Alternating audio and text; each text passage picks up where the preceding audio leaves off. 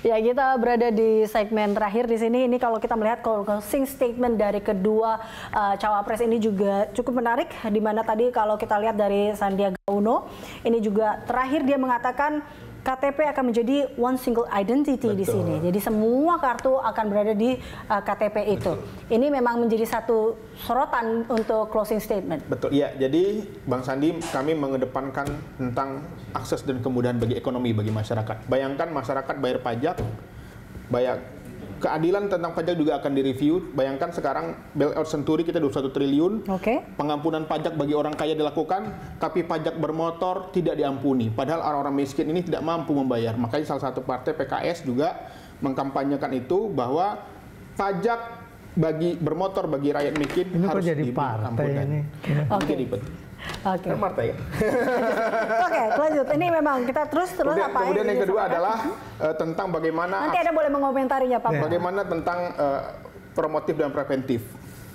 Teman-teman di Posyandu, ibu-ibu Posyandu, mak-mak Posyandu yang berjuang luar biasa, ini akan diperhatikan karena mereka lah bagian dari upaya untuk bagaimana mencegah kuratif program-program kesehatan itu.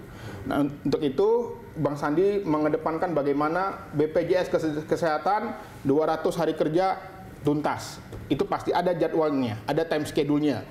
Ya, kemudian juga adalah bagaimana kita juga tentang hal pendidikan, ujian nasional akan dihapus dan pemerintah juga akan meliburkan sekolah ketika bulan Ramadan, bagian dari bulan toleransi.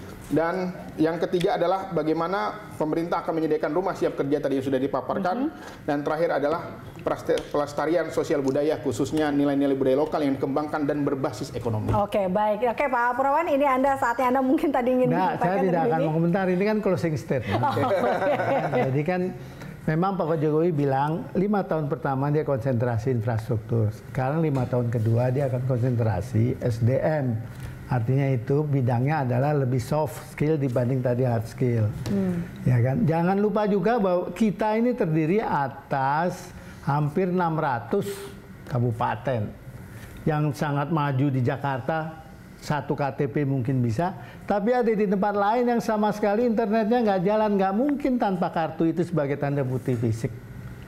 Pasti tidak akan jalan itu di sana. Itu mau tidak mau harus diakui itu. Saya sudah keliling ke berbagai, karena saya adalah orang public health, keliling hampir seluruh pulau di Indonesia. Jadi pasti kesehatan kita akan perbaiki JKN. Tapi jangan lupa kita akan mengubah sehingga puskesmas akan lebih mengutamakan preventif promotif. Puskesmas itu dalam arti puskesmas, pustu, posyandu, dan rumah sakit akan berfungsi sebagai kolatif. Pendidikan kita akan punya dana riset abadi kan gitu, dan kita akan memberikan juga kartu untuk mereka yang kuliah, tidak hanya yang sekarang SD SMP kan gitu. TKA kita juga akan tadi ya akan aja juga ada BLK solusi digital untuk tenaga kerja kan, sosio budaya tadi kita akan ada. Saya kira revolusi mental memang memerlukan 10 years challenge. Itu kenapa dibilang 10 years challenge. Jangan lupa kita akan membumikan lagi mewaris Pancasila supaya itu tetap kita pertahankan. Bagaimana tapi juga tetap adat dan seni budaya dan juga 10 Bali baru kan gitu. Oke, itu menjadi ininya ya.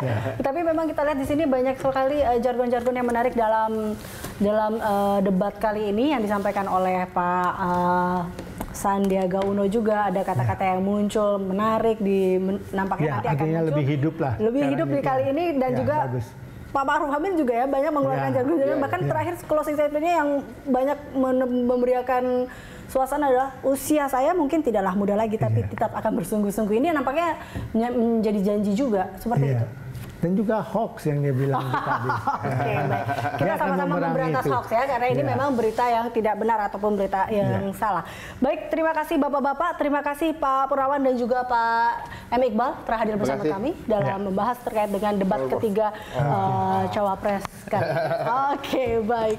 Pemirsa, demikian special report debat Cawapres kali ini. Anda bisa mengirimkan informasi dan saran kepada kami lewat email di redaksi@berita1.tv atau follow kami via Twitter, Facebook, YouTube, serta Instagram.